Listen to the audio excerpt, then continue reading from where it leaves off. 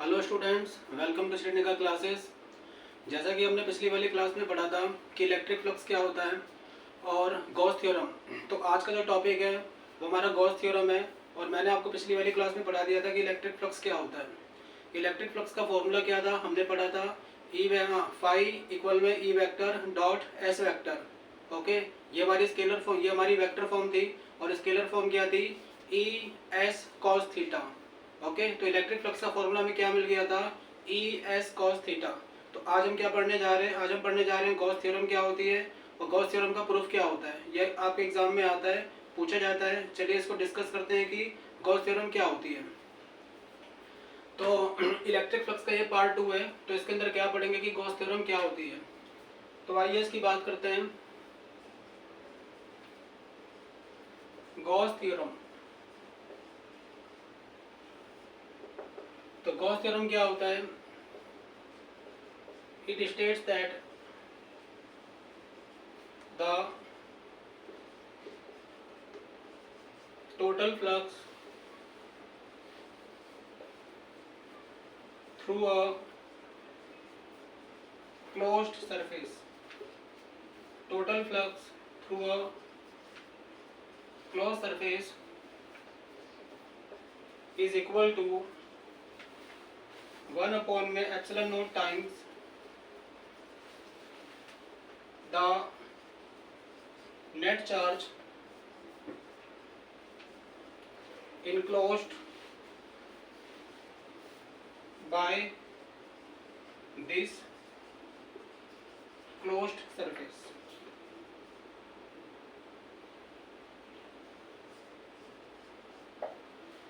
तो बेसिकली क्या होता है कि गॉस थ्योरम क्या होता है, it state that the total flux through a close surface. मतलब आपके पास में क्या होगा, आपके पास में एक क्लोज सरफेस होगी और उस क्लोज सरफेस के अंदर हमारे पास में क्या होना चाहिए, चार्ज होना चाहिए। तो यहाँ पे बोला गया है कि जैसे कि आपके पास में क्लोज सरफेस है, इस क्लोज सरफेस के अंदर मैंने एक चार्ज मान लिया है, क्यू चार्ज। तो ये जो आपका इलेक्ट्रिक फ्लक्स होता है ये क्या होता है, total flux through a close surface is equal to the 1 upon में epsilon naught times the net charge enclosed by the surface. मतलब इलेक्ट्रिक फ्लक्स का फॉर्मूला क्या बनेगा कि जो फ्लक्स है वो 1 अपॉन में एप्सिलॉन नॉट टाइम्स है, 1 अपॉन में एप्सिलॉन नॉट टाइम्स किसका, टोटल चार्ज का। यानी कि इलेक्ट्रिक फ्लक्स का फॉर्मूला बन गया Q अपॉन में एप्सिलॉन नॉट, ये फॉर्मूला बन गया। तो इसको ध्यान से पढ़ते हैं, दोबारा पढ़ते हैं इसको, क्या लिखा हुआ है।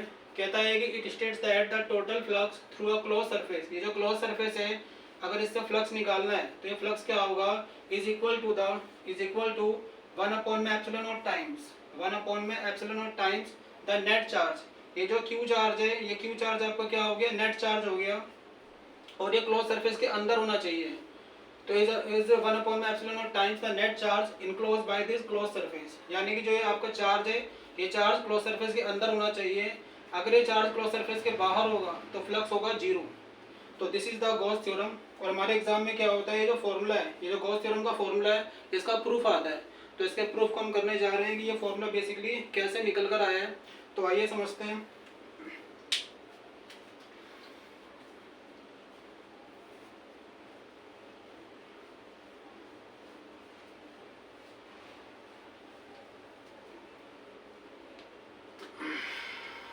तो बात करते हैं यहाँ पे proof of Gauss theorem.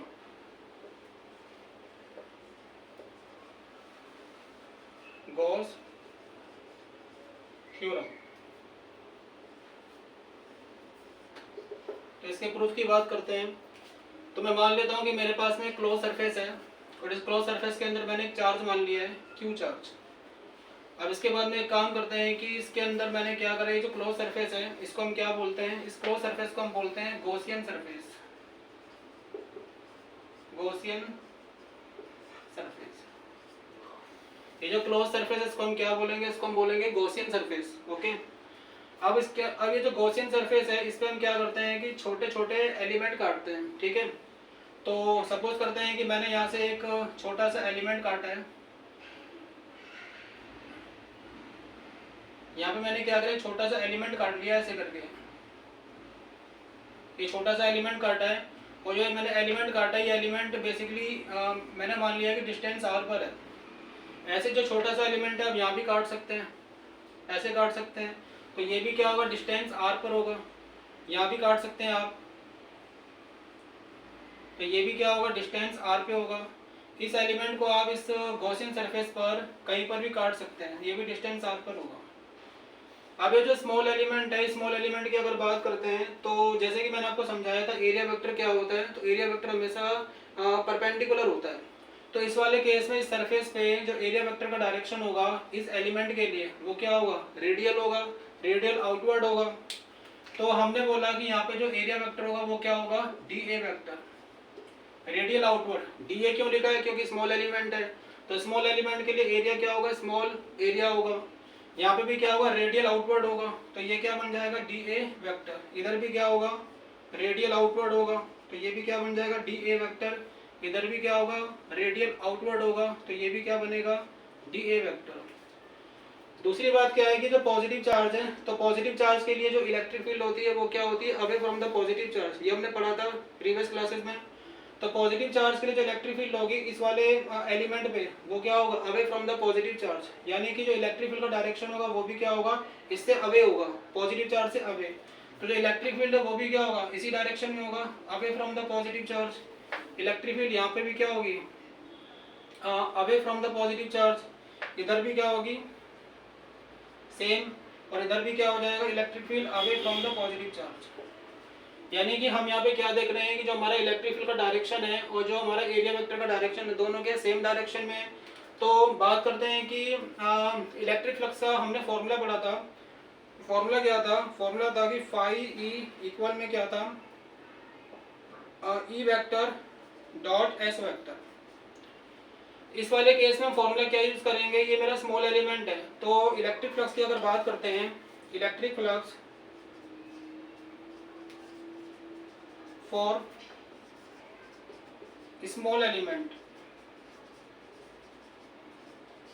Electric flux for small element, वो हम क्या लिखेंगे, हम लिखेंगे उसको डी फाई ई। क्या लिखेंगे, डी फाई ई। तो फॉर्मूला क्या बन जाएगा, फॉर्मूला बन जाएगा E vector dot D A vector. D A बोलो या डी एस बोल लो, एक ही बात है। तो ये क्या बन गया, डी एस वेक्टर। इसको चलो मैं डी एस कर देता हूँ, चाहे डी ए बोलो या डी एस बोलो कोई दिक्कत नहीं है। तो क्या बन गया, ई vector dot D S vector बन गया। अब बात करते हैं कि ये जो स्मॉल एलिमेंट है, स्मॉल एलिमेंट इस गॉसियन सरफेस पे कोई एक एलिमेंट तो होगा नहीं, ऐसे बहुत सारे एलिमेंट हम इस पे काट सकते हैं। और हमें बेसिकली क्या करना है कि पूरे ये जो सभी ये जो पूरी सरफेस है, इस पूरी सरफेस की वजह से फ्लक्स निकालना है। तो अगर ऐसे छोटे छोटे आप एलिमेंट काटोगे सरफेस पे और सारे एलिमेंटों को अगर आप प्लस कर दोगे तो मेरे ख्याल से जो आपका इलेक्ट्रिक फ्लक्स निकलेगा वो पूरी सरफेस का निकलेगा। तो इसके लिए हम क्या करते हैं फिजिक्स में, पहले हम क्या करते हैं, जो स्मॉल एलिमेंट है उसका फ्लक्स निकाल लेते हैं, और उसके बाद में अगर पूरी सरफेस का निकालना है तो आप क्या करोगे, उसके लिए इंटीग्रेशन करोगे। तो इस वाले केस में क्या करते हैं कि हमने जो स्मॉल एलिमेंट है इसका फ्लक्स निकाल लिया है, हमें पूरे सरफेस का फ्लक्स चाहिए, तो हम इसके लिए क्या करेंगे, इंटीग्रेशन करेंगे। तो आइए इसको इंटीग्रेट करते हैं। तो जब इसको इंटीग्रेट करेंगे तो यहाँ पे लिखते हैं integrate both sides, integrate both sides. और जब इसको इंटीग्रेट करेंगे तो ये क्या बनेगा, ये बन जाएगा D phi E. D phi E equal में क्या आ जाएगा, E vector dot D S vector. और इसको जब ओपन डी फाई की अगर बात करते हैं तो डी फाई का इंटीग्रेशन क्या होगा, तो डी फाई का इंटीग्रेशन हो जाएगा फाई। तो यहाँ पे बन जाएगा फाई ई, और यहाँ से इसको ओपन करेंगे तो क्या बनेगा, E D S cos theta. अब जैसे कि मैंने आपको बताया था पिछली क्लास में, ये थीटा क्या होता है, थीटा आपका एंगल होता है between the electric field and the area vector. तो यहाँ पे जैसे कि हम देख पा रहे हैं कि जो इलेक्ट्रिक फील्ड है जो आपका एरिया वेक्टर है दोनों आपके सेम डायरेक्शन में है। अगर दोनों आपके सेम डायरेक्शन में तो एंगल क्या बनेगा, 0 डिग्री। तो इसमें यहाँ पे क्या रखेंगे, ये बन जाएगा फाई ई इक्वल में E D S cos 0 degree. और कॉस 0 की वैल्यू कितनी होती है, कॉस 0 की वैल्यू होती है 1। तो ये क्या बन जाएगा, ई डी एस। ये क्या बन जाएगा, ई डी एस, क्योंकि कॉस 0 की वैल्यू कितनी होती है 1। अब एक काम करते हैं कि हमें कैसे पता चलेगा कि जो इलेक्ट्रिक फील्ड है वो यूनिफॉर्म है या नॉन यूनिफॉर्म है। तो जैसे कि हमने पढ़ा था प्रीवियस क्लास में कि electric field due to a point charge, ये जो आपका पॉइंट चार्ज है इस चार्ज की वजह से, ये जो पॉइंट चार्ज है इस चार्ज की वजह से इस वाले एलिमेंट पे जो इलेक्ट्रिक फील्ड का फॉर्मूला होगा वो क्या होगा, के क्यू बाई आर स्क्वायर। तो अगर आप यहाँ पे देखेंगे तो यहाँ पे भी फॉर्मूला क्या बनेगा, के क्यू बाई आर स्क्वायर, यहाँ पे भी क्या बनेगा, के क्यू बाई आर स्क्वायर। यानी कि आप इस एलिमेंट के लिए आप किसी भी जगह पे चेक कर लो, फॉर्मूला क्या बनेगा, के क्यू बाई आर स्क्वायर। यानी कि इस पूरी सरफेस पे जो इलेक्ट्रिक फील्ड है वो कांस्टेंट है, और इलेक्ट्रिक फील्ड कांस्टेंट है तो आप क्या कर सकते हैं, इलेक्ट्रिक फील्ड को आप इंटीग्रेशन के बाहर निकाल सकते हैं। तो इसको इंटीग्रेशन के बाहर निकालते हैं तो ये बन जाएगा इलेक्ट्रिक फील्ड, और अंदर क्या बचेगा, ds। तो ये बन गया फाई ई इलेक्ट्रिक फील्ड। अब ds का मतलब क्या, ds का मतलब है इंटीग्रेशन ऑफ एरिया, और ds का इंटीग्रेशन क्या होगा, s। तो यहाँ पे क्या लिख लेंगे, s। अब आगे बात करते हैं, electric field due two point charge का फॉर्मूला क्या था, के क्यू बाई आर स्क्वायर। तो यहाँ पे क्या करते हैं, यहाँ पे लिखते हैं के क्यू बाई आर स्क्वायर, और इंटू में s का मतलब कि एरिया, और एरिया आप किसका लोगे, एरिया आप किसका लोगे, एरिया आप लोगे इस पूरी सरफेस का, जो गॉसियन सरफेस है इस पूरी सरफेस का आप एरिया लोगे। तो इस पूरी सरफेस का एरिया क्या बनेगा, this is a spherical Gaussian surface. ये कैसी है, ये स्फेरिकल गॉसियन सरफेस है। ये आपकी एक स्फेरिकल गॉसियन सरफेस है, और स्फीयर का एरिया कितना होता है, 4 पाई आर स्क्वायर। तो यहाँ पे क्या लिखोगे आप, 4 पाई आर स्क्वायर। अब यहाँ से आप क्या देख रहे हैं कि ये जो आर स्क्वायर है आर स्क्वायर से घट जाएगा, और हमें पता है कि ये जो ये जो आपका k होता है, इस k का वैल्यू कितना होता है, k का वैल्यू होता है 1/4 पाई एप्सिलॉन नॉट। k की वैल्यू कितनी होती है, 1/4 पाई एप्सिलॉन नॉट। तो k की जगह पे क्या रख दोगे, 1/4 पाई एप्सिलॉन नॉट, और इंटू में क्या आ रहा है, इंटू में q आ रहा है, और इंटू में कितना है, 4 पाई। तो यहाँ से हम क्या देख पा रहे हैं कि जो 4 पाई है 4 पाई से कैंसिल हो गया, तो अल्टीमेटली बचा गया। तो यहाँ पे आपका जो फ्लक्स बचेगा वो क्या बच जाएगा कि फाई ई बराबर क्या बन गया, क्यू बाई एप्सिलॉन नॉट। तो इस तरीके से हम क्या कर सकते हैं, गॉस लॉ का प्रूफ कर सकते हैं। तो ये हमारा गॉस लॉ प्रूफ हो गया है, हेंस प्रूफ। तो इसका जो प्रूफ है वो हमारे एग्जाम में आता है कि गॉस लॉ को प्रूफ करके दिखाइए। तो गॉस लॉ को ये मैंने प्रूफ कर दिया है, और इसका फॉर्मूला क्या होता है, फॉर्मूला याद रखना है, क्यू बाई एप्सिलॉन नॉट। और मैं दोबारा से इस बात को बता देता हूँ कि जो भी चार्ज है वो चार्ज आपका गॉसियन सरफेस के अंदर होना चाहिए। अगर जो चार्ज है गॉसियन सरफेस के बाहर है तो फ्लक्स कितना होगा, 0 होगा। ओके, तो चलिए इसको क्या कहते हैं कि रफ करके अब मैं आपको इसी पे एक क्वेश्चन कराता हूँ कि न्यूमेरिकल इस पे कैसे आ सकता है।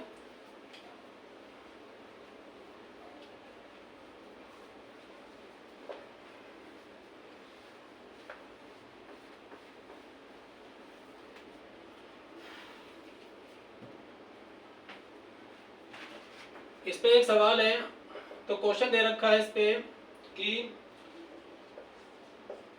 इफ इलेक्ट्रिक फील्ड में दे रखी है 6 आई कैप प्लस में 3 जे कैप प्लस में 4 के कैप, और बोला जा रहा है कैलकुलेट द इलेक्ट्रिक फ्लक्स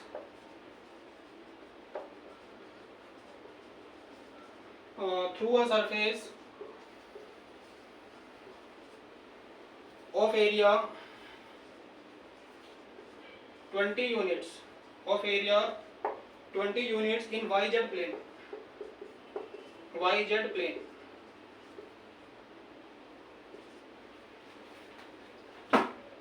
तो एक क्वेश्चन ये बोला गया है कि आपको इसमें गिवन क्या है, इसमें गिवन आपको दे रखा है कि जो इलेक्ट्रिक फ्लक्स है, जो इलेक्ट्रिक फील्ड है वो आपको दे रखी है, और आपको क्या गिवन है, आपको गिवन है एरिया। और एरिया कहाँ पे लाई कर रहा है, एरिया लाई कर रहा है इन द YZ प्लेन, और आपको निकालना क्या, आपको निकालना इलेक्ट्रिक फ्लक्स। क्वेश्चन क्या कहते हैं, अच्छा क्वेश्चन है। तो चलिए बात करते हैं इस क्वेश्चन को कैसे करा जाएगा। तो क्योंकि एरिया जो है, एरिया लाई कर रहा है YZ प्लेन में, तो जैसे कि हमें पता है कि एरिया क्या होता है, एरिया हमेशा सरफेस के परपेंडिकुलर होता है। अगर एरिया YZ प्लेन में लाई कर रहा है तो एरिया का जो परपेंडिकुलर वेक्टर होगा वो कहाँ पे लाई करेगा, तो वो लाई करेगा YZ के परपेंडिकुलर। यानी कि Y का मतलब क्या है, J कैप, और Z का मतलब क्या होता है, K कैप। तो जे कैप और के कैप के परपेंडिकुलर कौन सा कैप होगा, विच इज आई कैप। तो एरिया वेक्टर क्या बन जाएगा, एरिया वेक्टर बन जाएगा हमारा 20 आई कैप। 20 क्या एरिया वेक्टर 20 आई कैप कैसे बना, ये कैसे बन गया, क्योंकि जो एरिया वो लाई कर रहा है वाईजेड प्लेन में, और वाईजेड के परपेंडिकुलर क्या होता है, वाईजेड के परपेंडिकुलर होता है के कैप। तो सॉरी वाईजेड के परपेंडिकुलर होता है आपका आई कैप, क्योंकि वाई का मतलब क्या है जे कैप और जेड का मतलब क्या है के कैप, तो इसके परपेंडिकुलर क्या होगा आई कैप। तो मैंने एरिया वेक्टर क्या लिख दिया 20 आई कैप। अब इसके बाद हम बात करते हैं कि इलेक्ट्रिक फील्ड आपको गिवन है, तो इलेक्ट्रिक फील्ड हमें दे रखी है 6 आई कैप प्लस में 3 जे कैप प्लस में 4 के कैप। तो जैसे कि हमें पता है कि इलेक्ट्रिक फ्लक्स का फॉर्मूला क्या होता है, फॉर्मूला होता है ई vector dot A vector, E vector dot A vector. तो यहाँ पे क्या कर लेंगे, तो इलेक्ट्रिक फ्लक्स क्या बन जाएगा, ई वेक्टर की वैल्यू कितनी है 6 आई कैप प्लस में 3 जे कैप और प्लस में 4 के कैप, और डॉट आप किससे करेंगे, डॉट आप करेंगे एरिया से, और एरिया कितना है 20 आई कैप। जब इसको डॉट प्रोडक्ट करेंगे तो कैसे करोगे, डॉट का डॉट प्रोडक्ट जो होता है उसके अंदर क्या करते हैं, आई कैप का आई कैप से करा जाता है डॉट, जे कैप का जे कैप से करा जाता है, और के कैप का के कैप से करा जाता है। तो फिलहाल यहाँ पर क्या है कि ना तो जे कैप है ना तो के कैप है, तो आपको किसका करना पड़ेगा, आपको सिर्फ इसके अंदर करना पड़ेगा ओनली आई कैप का। तो जब आप इसका डॉट करोगे आई कैप का आई कैप से तो कितना बन जाएगा, ये बन जाएगा, अगर 20 को 6 से मल्टीप्लाई करेंगे कितना आएगा, ये आएगा 120।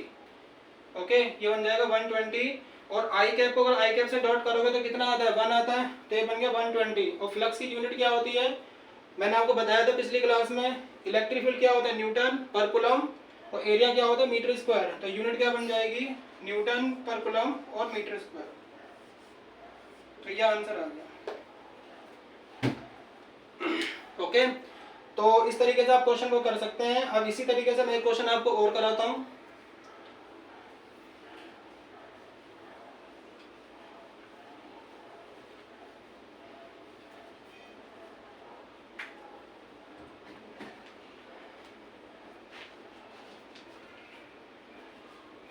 क्वेश्चन है, क्वेश्चन नंबर सेकंड है, अ सिलेंडर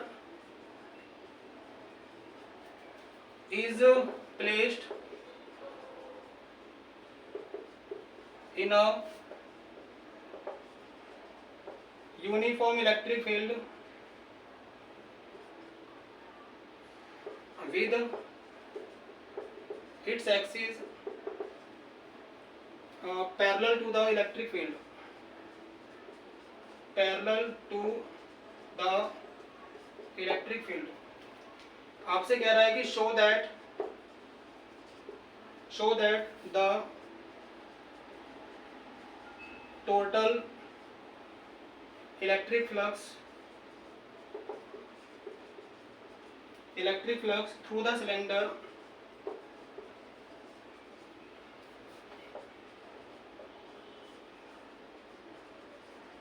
इज 0। ये आपको शो करना है।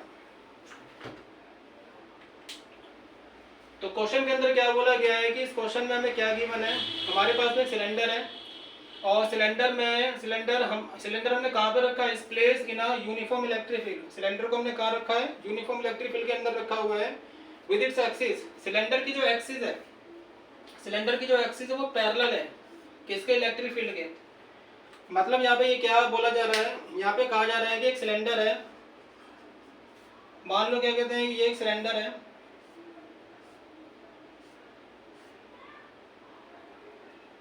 ये मैंने एक सिलेंडर मान लिया, और सिलेंडर की एक्सिस कौन सी, सिलेंडर की एक्सिस होगी ये इसकी एक्सिस है।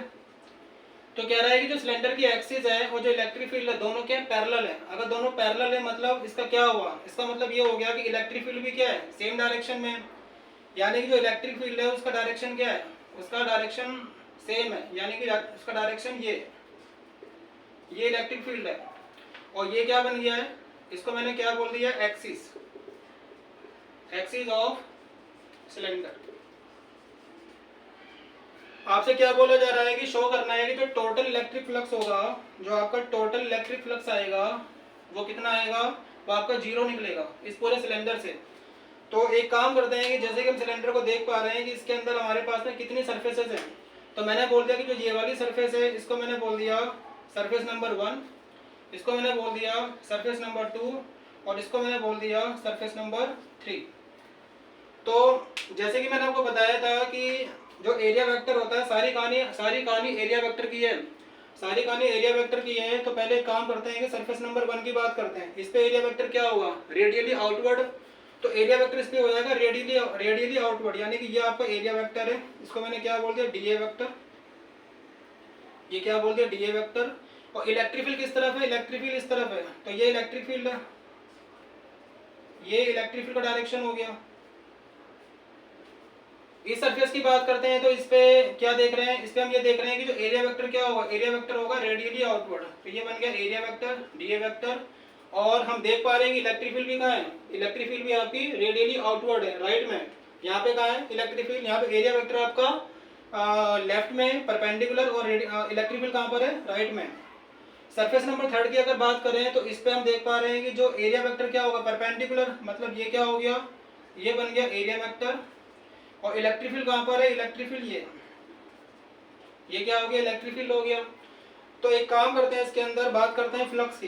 तो यहाँ पे फ्लक्स क्या बनेगा, यहाँ पे जो टोटल फ्लक्स बनेगा, टोटल फ्लक्स वो बन जाएगा फाई नेट। पहला बनेगा फाई, पहला फ्लक्स बन जाएगा phi flux due to first surface, ठीक है। Flux due to the first surface, flux due to second surface और flux due to third surface. तो फ्लक्स का फॉर्मूला क्या होता है, फ्लक्स का फॉर्मूला मैंने अभी आपको बताया था क्या होगा। फ्लक्स हो जाएगा आपका ई वेक्टर डॉट डीए वेक्टर। यहाँ पे क्या हो जाएगा, E vector dot DA vector, और यहाँ पे क्या हो जाएगा, E vector dot DA vector. ये मैंने निकाल दिया ड्यू टू फर्स्ट सरफेस, ये वाला क्या हो गया सेकंड सरफेस, और ये वाला क्या हो जाएगा थर्ड सरफेस। तो जैसे कि हम यहाँ पे देख पा रहे हैं कि जो आप सरफेस नंबर फर्स्ट है, सरफेस नंबर फर्स्ट में जब मैं इसको ओपन करूंगा तो मुझे क्या मिलेगा। तो बात करते हैं एक टोटल फ्लक्स की बात करते हैं, नेट फ्लक्स। यहाँ पे मिल जाएगा मुझे E D A cos theta, E D A cos theta. तो जो पहली सरफेस है इस वाले में अगर ध्यान से देखा जाए तो एंगल कितना बन रहा है, इलेक्ट्रिक फील्ड राइट में है, एरिया वेक्टर लेफ्ट में है। तो इसे हम क्या बोलते हैं, इसको हम बोलते हैं एंटी पैरेलल। इसमें एंगल क्या बनेगा 180 डिग्री। तो यहाँ पे आप एंगल क्या लिख लोगे 180 डिग्री। और ये सरफेस नंबर फर्स्ट हो गया। सेकंड की अगर बात करें तो E D A, second surface में हम देख पा रहे हैं सेकंड सरफेस है, यहाँ पे क्या होगा, यहाँ पे जो एरिया वेक्टर है जो इलेक्ट्रिक फील्ड दोनों सेम डायरेक्शन में है, इसको हम बोलते हैं पैरेलल। तो यहाँ पे एंगल कितना बनेगा 0 डिग्री। तो यहाँ पे क्या लिख लेंगे कॉस 0 डिग्री, 0 डिग्री। और ये हो गया सरफेस नंबर सेकंड हो गया। और थर्ड में क्या होगा, थर्ड के अंदर ई डी ए कॉस, इसमें एंगल कितना बनेगा। तो थर्ड सरफेस में देखेंगे तो इलेक्ट्रिक फील्ड आपके राइट में है, और जो आपका एरिया वेक्टर है वो क्या ऊपर की तरफ है, यानी कि यहाँ पे साफ नजर आ रहा है कि एंगल कितना बन रहा है 90 डिग्री। तो यहाँ पे क्या लिख लोगे 90 डिग्री। अब क्या करेंगे भाई, cos 90 की वैल्यू कितनी होती है 0 होती है। तो यहाँ पे क्या कर दोगे cos 90 0, यानी कि सारा 0 हो गया। अगर ये सारा 0 हो गया तो बचा गया cos 180। cos 180 की वैल्यू कितनी होती है -1। अगर cos 180 -1 होगा तो माइनस बाहर आएगा। और इलेक्ट्रिक फील्ड क्या होगी बेटा कांस्टेंट, जैसे कि मैंने अभी आपको समझाया था। अंदर क्या बचेगा डीए। तो यहाँ पे मैं क्या लिख लूंगा, यहाँ पे मैं क्या लिखूंगा इलेक्ट्रिक फील्ड। देखो इलेक्ट्रिक फील्ड की अगर बात करेंगे तो वो इंटीग्रेशन के बाहर आ गया। अंदर क्या बचेगा डीए, अंदर बचेगा डीए, और डीए का इंटीग्रेशन क्या होगा ए। तो बेसिकली ये क्या बन जाएगा, ये बन जाएगा नेट फ्लक्स माइनस का ई ए। क्या बन जाएगा नेट फ्लक्स माइनस का ई ए। अगर उसकी बात करेंगे तो cos 0 भी कितना होता है, cos 0 होता है 1। तो यहाँ पर भी क्या बनेगा इलेक्ट्रिक फील्ड, क्या इलेक्ट्रिक फील्ड बाहर आ जाएगा। तो यहाँ पे क्या बन जाएगा E, और इंटू में क्या आ जाएगा A, A इंटू में A। अब यहाँ पे आप देख पा रहे हैं कि अगर फाई नेट की अगर बात करेंगे E इंटू में A। एरिया की बात करते हैं, देखो दो चीजें हैं, या तो आप इसको यहीं पे कट कर लो, कितना आ गया 0 आ गया। या एक चीज आप और कर सकते हो कि देखो एरिया वेक्टर की बात, एरिया की बात करते हैं जो सरफेस नंबर फर्स्ट है इसका एरिया क्या होगा पाई आर स्क्वायर, और जो सरफेस नंबर सेकंड है इसका भी एरिया क्या होगा पाई आर, दोनों का एरिया क्या होगा पाई आर स्क्वायर। तो यहाँ पे आप क्या कर सकते हो, बेसिकली यहाँ पे आप क्या लिखोगे E pi R square, E pi R square, और प्लस में भी क्या लिख लोगे प्लस में आ जाएगा ई पाई आर स्क्वायर। तो मैंने क्या बोला, आप इसको यहाँ पे कट करना चाहते हो तो कट कर लो, आंसर आ जाएगा, कोई प्रॉब्लम नहीं है। और अगर आप इसको फर्दर भी करना चाहते हो तो एरिया क्या बनेगा पाई आर स्क्वायर, इस सरफेस का और इस सरफेस का भी एरिया क्या बनेगा पाई आर स्क्वायर। तो अभी भी क्या हो रहा है, अभी भी ये कैंसिल आउट हो रहा है, यानी कि हमने यहाँ पे क्या प्रूव कर दिया कि जो टोटल फ्लक्स है वो कितना आ रहा है, 0। Hence proof. तो इस तरीके से आप क्या कर सकते हैं, क्वेश्चन को सोल्व कर सकते हैं। तो इसका जो कॉन्सेप्ट है वो मैंने आपको समझाया, इलेक्ट्रिक फ्लक्स क्या होता है और गॉस थ्योरम क्या होती है, ठीक है। तो चलिए, आई होप आपको सारी बातें क्लियर हो गई होंगी। अगर आपको सारी बातें क्लियर हैं तो चैनल को सब्सक्राइब करिए, कमेंट करिए, शेयर करिए। Okay, thank you so much.